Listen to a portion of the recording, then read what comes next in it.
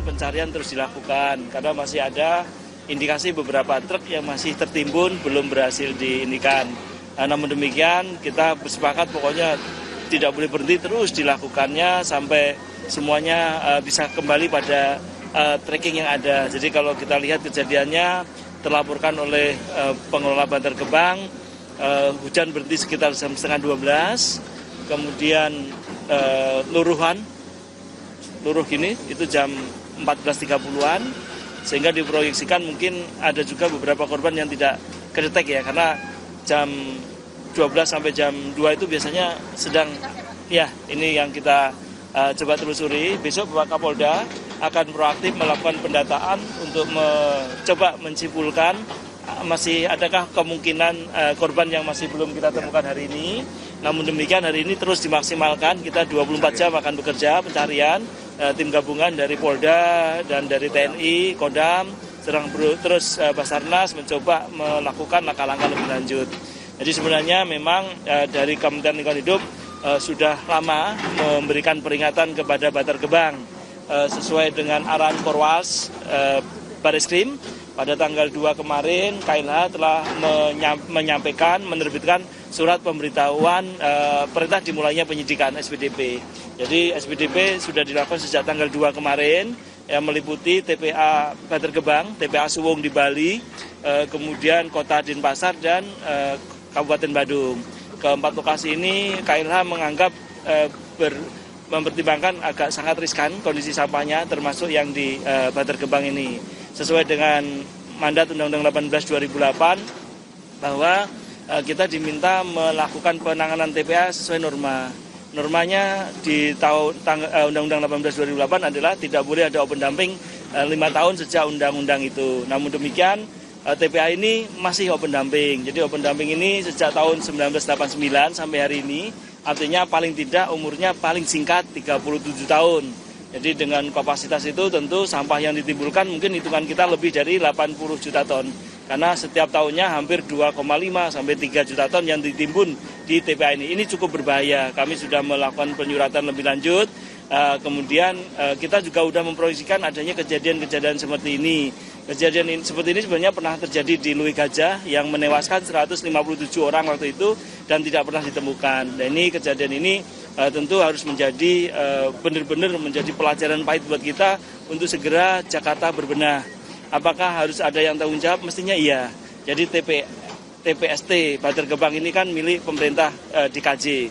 Tentu pemerintah DKJ harus bertanggung jawab karena di dalam normanya pasal 40 kepada pengelola yang kemudian melanggar norma dan menyebabkan timbulnya korban jiwa, ini kepadanya dikenakan pasal 40 ayat 2, potensi dikenakannya yang menimbulkan korban jiwa yaitu dengan ancaman minimal 5 tahun, maksimal 10 tahun dan denda minimal 5 miliar, maksimal 10 miliar. Ini juga contoh Undang-Undang 32 2009 pasal 98 bahwa barang siapa yang melakukan kerusakan lingkungan dan seterusnya yang kemudian di ayat 3-nya menyebabkan kematian, maka ancamannya sama juga 5 tahun minimal sampai 10 tahun, kemudian dan denda 5 miliar sampai 10 miliar.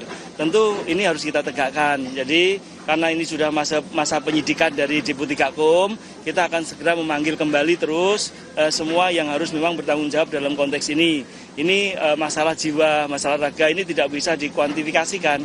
Ini tentu harus menjadi titik pukul yang sangat mendalam. Kita berharap dalam waktu yang sangat segera, DKJ segera membenahkan diri dengan sangat sungguh-sungguh. Lakukan penanganan sampah dengan sangat serius. Kita memiliki fasilitas RDF Rorotan 2.500, kemudian di Bantar Gebang ada 1.000, artinya 3.500. 3.500 itu sampah yang diperlukan 5.000 ton per day.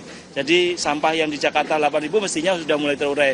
Ini harus menjadi titik evaluasi mendasar pemerintah DKJ untuk tidak kemudian memandang ini tidak memandang ini harus menjadi sangat penting ya, sangat penting karena potensi semacam ini akan terus terjadi. Belum nanti kerusakan dan pencemaran lingkungannya. Jadi kami melalui Deputi Gakum akan kembali melakukan pemanggilan sesuai dengan SPDP ini, apalagi dengan terjadinya bencana ini. Tentu kami akan koordinasi dengan Pak Korwas kami dari Bariskin Polri untuk melakukan langkah-langkah lebih lanjut. Nah, terkhusus hari ini kita fokus kepada korban ditangani terus tim gabungan, yang mudah-mudahan dengan serius kita akan mencoba mencari semaksimal mungkin korban-korban yang mungkin bila mana masih ada. Tentu nanti teman-teman dari Polda akan melakukan pendalaman lebih lanjut, dibantu oleh teman-teman dari Kodam, TNI Polri, dan Basarnas. Saya rasa itu ya, hari malam ini kita tentu patut berduka mendalam karena kejadian ini sejatinya tidak perlu terjadi bila mana memang dilakukan dengan sangat hati-hati. Memang ini sudah kami warning sejak tahun 2025 kita menjabat, sudah kita surat sudah berkali-kali kita sampaikan untuk kemudian ya kita audit lingkungan juga sudah selesai dan sekarang tinggal penegakan hukum.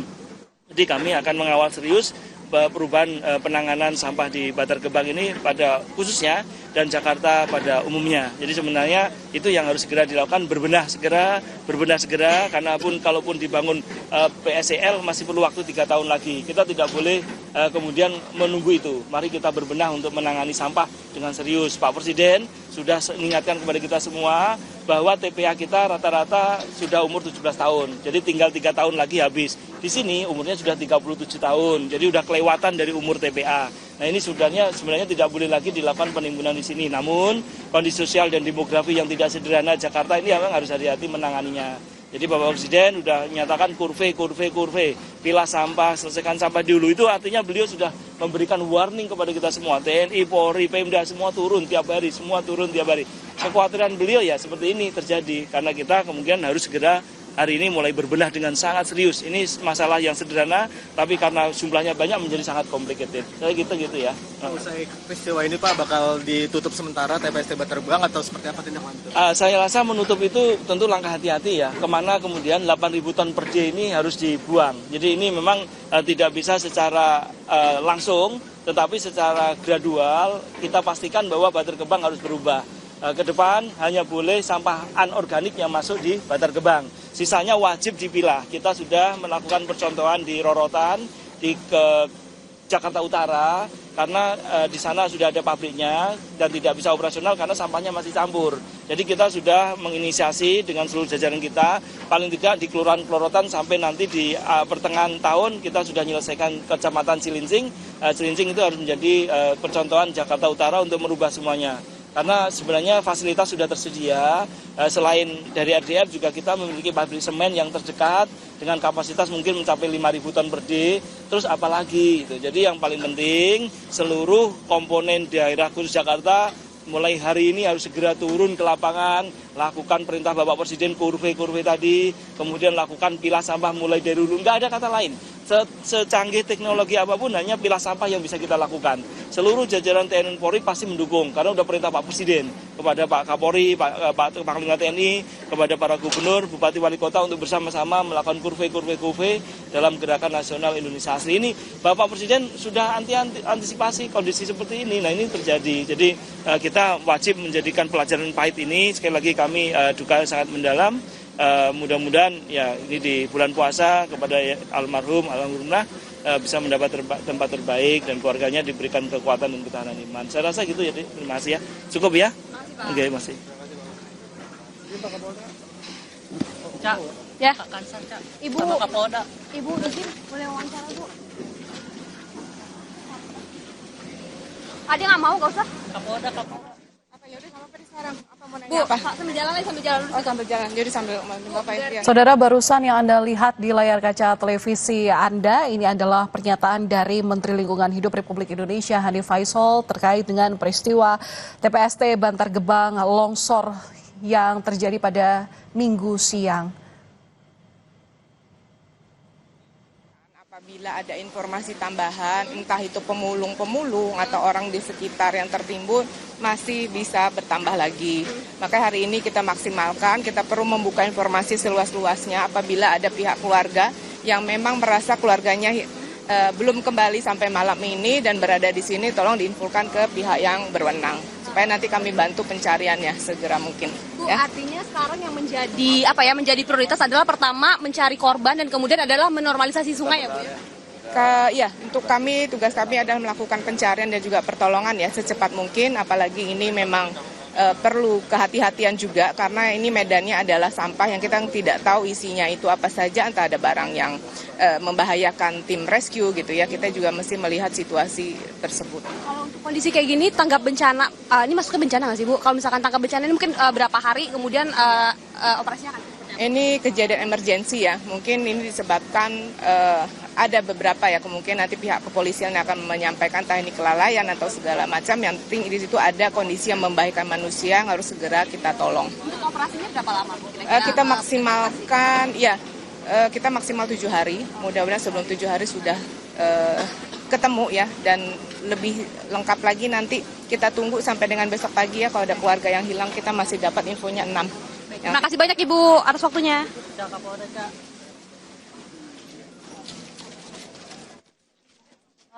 Penyampai. Saudara, barusan Anda mendengarkan pernyataan yang disampaikan oleh Kepala Kantor SAR Jakarta, Desiana Kartika Bahari, yang memang menyampaikan bahwa saat ini proses yang masih dilakukan di TPST Bantar Gebang pasca longsor adalah pencarian korban. Tadi sempat ada informasi yang kami dengar bahwa 6 orang masih dikabarkan hilang dan proses pencarian masih akan dilakukan hari ini sampai dengan 7 hari ke depan. Sehingga ada imbauan kepada warga yang mungkin kehilangan sanak saudara kerabat ini bisa menginformasikan di posko kehilangan karena proses pencarian ini masih akan dilakukan. Sementara ini tadi sudah ditemukan 6 orang, di mana 4 orang meninggal dunia dan 2 dinyatakan selamat.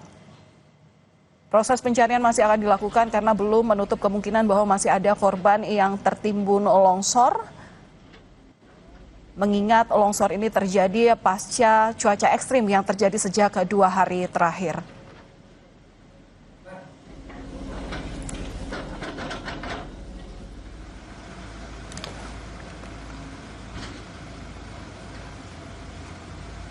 Dan kami tutup Breaking News Kompas TV malam hari ini. Terima kasih atas perhatian Anda.